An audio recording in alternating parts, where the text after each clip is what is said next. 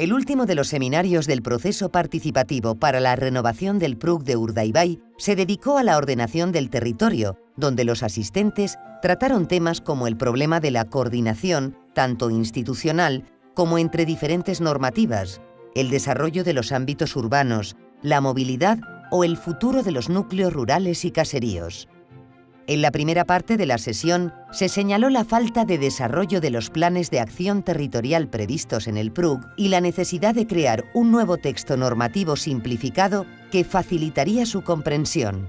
Hoy en día, a la vista de la nueva normativa que ha surgido y el mayor desarrollo y comprensión de lo que es la ordenación del territorio y el planeamiento urbanístico municipal, se ofrece una oportunidad o surge la oportunidad de poder dotar a la Reserva de la Biosfera de un instrumento que se pueda localizar en una escala intermedia entre los planes territoriales parciales o el plan territorial parcial y el planeamiento urbanístico municipal. Estamos diciendo que es un plan, pero sin embargo, a partir del índice, el primer punto que tenemos es la normativa.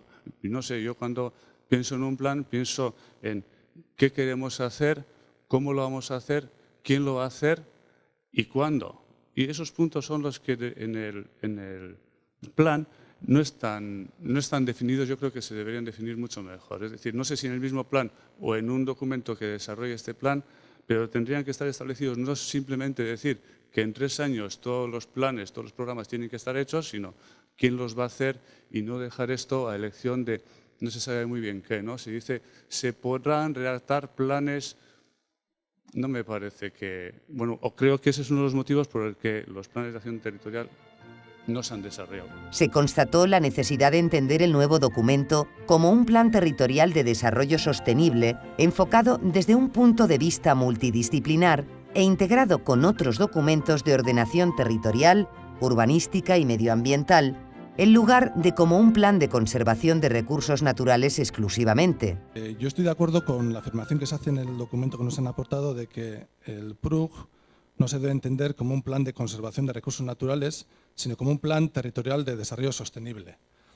Y estoy de acuerdo en el sentido de que yo siempre he visto el PRUC como algo novedoso entre un plan de ordenación de recursos naturales y un documento urbanístico, pero había mucha incidencia en lo urbanístico, ¿eh? Y yo creo que el PRUC tiene que ser un plan territorial de desarrollo sostenible, pero que esté pivotado como plan de ordenación de recursos naturales, y ahora Arantxa lo va a decir, pero aquí hay cuestiones básicas como la del agua que nos condicionan todo.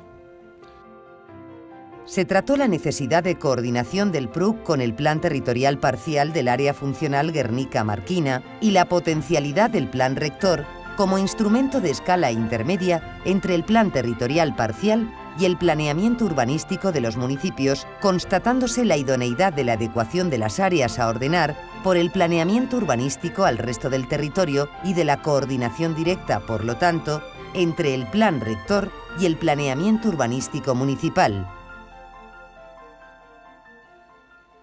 Que tenemos un plan territorial parcial que está en fase de aprobación, de desarrollo, y entonces nos parece importantísimo que ambos documentos estén relacionados. O sea, no podemos en ningún caso remitir la ordenación de un ámbito del tamaño de Urdaibai a un único documento, al PRUC, ¿no? Entonces, yo entiendo que ambos documentos tendrán que tener líneas en común y, desde luego, una ejecución conjunta, ¿no?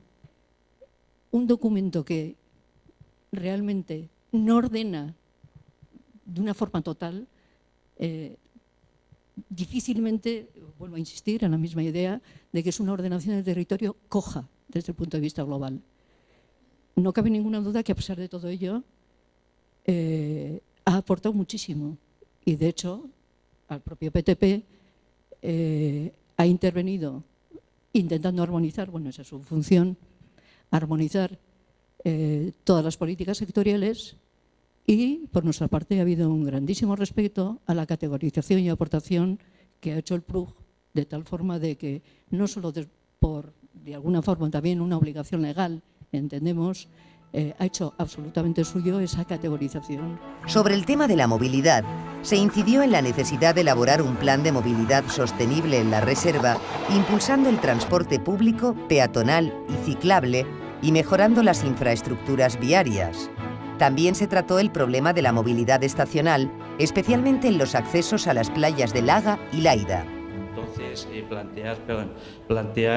bueno, pues unos aparcamientos esos disuasorios, como estaba diciendo, y unas lanzaderas, pues algo también que todos conocemos en muchos sitios turísticos, ¿no? Que antes se llegaba prácticamente a todos los monumentos, se llegaba en coche y lo aparcabas prácticamente en el monumento. Ahora en muchos sitios ya no se llega directamente al sitio, sino que hay que quedarse unos kilómetros y luego pues con autobús. Se plantearon soluciones de este tema. Muy bien. En la segunda parte de la jornada se analizó la situación actual y el futuro de los núcleos rurales, destacando su falta de adecuación a los objetivos que motivaron su caracterización en el planeamiento y las divergencias existentes entre la ley del suelo y el PRUC. En esta línea se señaló que la delimitación de los núcleos rurales no ha ayudado a reactivar la vida de los núcleos y ha conllevado la construcción de viviendas no vinculadas a actividades agroganaderas como consecuencia de la presión urbanística existente. Para solucionar esta problemática, se debatieron posibles alternativas, como exigir que las nuevas construcciones estén vinculadas a una explotación agraria, recalificar estos suelos a otra categoría de suelo no urbanizable, lo que evitaría las nuevas construcciones, u optimizar el patrimonio edificado para uso residencial u otros usos. Asimismo, se trató la previsión de la ley del suelo de posible reclasificación de estos suelos como urbanos, apreciándose discrepancias entre los asistentes. Finalmente, se concluyó la oportunidad que ofrece la actual revisión del PRUC para analizar pormenorizadamente, en colaboración directa con los municipios, la realidad de cada núcleo rural, para poder adoptar las medidas necesarias en cada uno de ellos. Los núcleos rurales de Urdaibai, en función de un pequeño análisis que hemos hecho en el servicio, lo mismo que pasa en toda Vizcaya, pues no, como son anteriores a la ley del suelo 2/2006, pues hay un montón de ellos, bueno, concretamente menos del 45% cumplen las condiciones para ser núcleo legalmente, con lo cual el PRUC habría que adecuarlo en este sentido. El problema que se plantea aquí es importante porque ¿qué sucede con las viviendas esas que se han construido anteriormente de acuerdo con la legislación que ha estado vigente hasta hace pocos años? Se han hecho con todas las normas legales y resulta que ahora pues quedan en una situación que podríamos decir fuera de ordenación de algún tipo. Pues que los núcleos normalmente se basan en asociaciones de arquitecturas tradicionales que van generando en torno a sí espacios intersticiales con mucha relación con el territorio, con mucha relación con la topografía, con mucha relación con el paisaje, y en el que los edificios y esas arquitecturas tradicionales se relacionan directamente con esos espacios públicos, o en algunos casos a través de espacios semipúblicos que también son muy interesantes. La tipología de vivienda unifamiliar o de chalet rodeada de parcela, pues en muchos casos no se adapta a esos valores intrínsecos que pueden tener muchos de estos núcleos. Peor que no regular estas situaciones, es peor sobreregularlas, porque siempre da lugar a interpretaciones y a situaciones de estas no pensadas, pero que tienes que encauzarlas en la ley. Y que el tema, yo estoy de acuerdo con David, ese diagnóstico que hay que hacer del territorio antes de decir se puede crecer o no puede crecer. A mí que sea núcleo o que no sea núcleo es una cuestión indiferente. El problema es saber si puede crecer o no puede crecer. Y esa es la cuestión fundamental. Entonces, eso tiene que ser a base de un estudio del territorio. El núcleo rural, si consolidamos lo que hay, y yo los consolidaría, no los dejaría ni tolerados ni nada. O sea, se hicieron con arreglo a un régimen legal. El propietario pagó su licencia, cumplió y ya está, no se le puede dejar en el limbo. Pero igual esos núcleos rurales habría que congelarlos, dejar las parcelas que han sido receptoras de edificación, incluso en algunos sitios en que no se han desarrollado, y se me ocurre alguno, descalificarlos para permitir hacer equipamientos, y luego incluso pues pasar a suelo urbano los que tengan una entidad suficiente, porque ahí sí que te podrías plantear meter actividades económicas, meter equipamientos docentes y demás.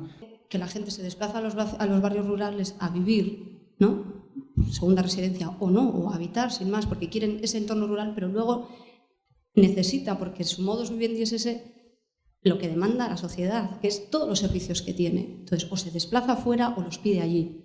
Yo creo que es vital partir de lo que es el concepto de sostenibilidad. O sea, que esos barrios sean capaces de generar sus propias necesidades. Para finalizar, la jornada se centró en el tema de los caseríos y su situación actual debido al abandono de los usos tradicionales en el mismo. Se señaló la complicada viabilidad de la rehabilitación de los caseríos debido a su alto coste, contemplando para ello la posibilidad de permitir la división de los caseríos en varias viviendas o la implantación de otros usos que pudieran dar servicio al ámbito rural. Yo creo que a mí me parece muy interesante el tema de la segregación de caseríos, me parece que es una realidad que la tenemos delante, que hay caseríos que se están cayendo, que sí que es verdad que es, ¿no? Pues es casi un escándalo que se caigan caseríos en el patrimonio edificado y mientras se sigan construyendo chaletes que no aportan realmente, bueno, no tienen una aportación realmente interesante, ¿no? Entonces sí que me parece que lo de la segregación. Claro, a mí me parece que el límite también podría estar en el tema del terreno, ¿no? O sea, yo veo claro que lo edificado es interesante estudiar, ¿no? Dónde, cuándo sea interesante, unido seguramente al tema de movilidad, ¿no? Dotaciones de interín, pero sí que el terreno me parece que sería hipotecar demasiado el futuro, la división del terreno. Entonces yo creo que eso sí que podría ser un límite que podemos marcar o consensuar en la sesión de hoy. Cuando eso lo analizamos en edificios, en caseríos unifamiliares, nos encontramos que funcionaba muy bien, que podíamos generar 2 viviendas sin ningún problema. Normalmente es grande, podíamos plantearlo incluso la aparición de 2 viviendas de 2 maneras. En la parte delantera podía desarrollar sala, cocina, baño y en la planta primera tener las habitaciones y dejar cuadra y pajar para generar una segunda vivienda. En esta línea, con el objetivo de optimizar el patrimonio edificado, entre los asistentes hubo varias propuestas sobre posibles usos, como pueden serlo la implantación también de actividades hoteleras, centros asistenciales para ancianos de la zona, pequeños comercios o centros de interpretación sobre el mundo rural. Yo iría un poco encaminada a usos de tipo educativo, turístico. No sé, sería darle un poco vueltas en la cabeza, pero se me ocurre, por ejemplo, centros de interpretación agroganadera o granjas escuelas, centros que por el propio pueden ser complementarios a una actividad. Entonces, bueno, por ejemplo, el propio agricultor podría hacer luego una visita turística y dar a una cata de alimentos de su propia huerta. Entonces, bueno, no son ideas, que luego sería darles vueltas. Pero bueno, se intentaría darle el uso al caserío de forma que se genere empleo local y aparte que ese empleo local ayude a la conservación del patrimonio de la biosfera. En cualquier caso, se señaló la necesidad de regulación de las actuaciones permitidas en los caseríos con el objetivo de conservar este patrimonio edificado. Finalmente, y de forma tangencial, se comentó la necesidad de armonizar las ordenanzas de protección del patrimonio en el PRUC con la Ley de Patrimonio Cultural y las actuaciones de reconstrucción de caseríos con la Ley del Suelo. Baserrien inguruko garapenean inguruan hitz egingo dut, pixka bat zein izango den eraikin hauek 500 urtetan zehar eraldatzen junden elementu bat bezala ulertu deguna eta ikusi deguna egoera berrietara ondo moldatu dela. Orduan gaur egunetik aurrera, nun bere erabilerak aldatu eta murriztu dituen, jakin nahiko genuke egoera berri honen aurrean nola moldatuko den, ez? Azaldu du moldagarritasun gaitasuna eta bere eskaintzen dituen volumenak, erabilera berrietarako nola jasoko dituen, paisaiarekiko, bere lursailarekiko harremana nola izango den eta interbentzio moduak ere nondik nora joango diren, ez?